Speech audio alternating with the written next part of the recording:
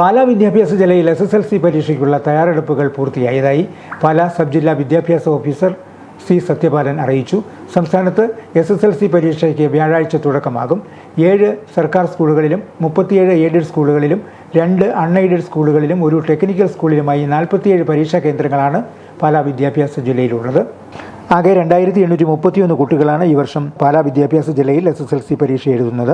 ഇവരിൽ 1385 പേർ ആൺകുട്ടികളും 1403 പേർ പെൺകുട്ടികളുമാണ്.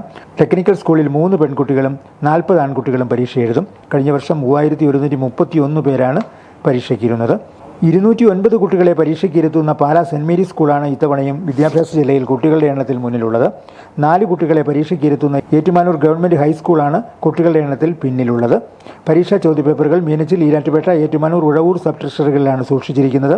പരീക്ഷാ ദിവസങ്ങൾ രാവിലെ ബന്ധപ്പെട്ട ഉദ്യോഗസ്ഥർ ചോദ്യപേപ്പറുകൾ കൈപ്പറ്റും.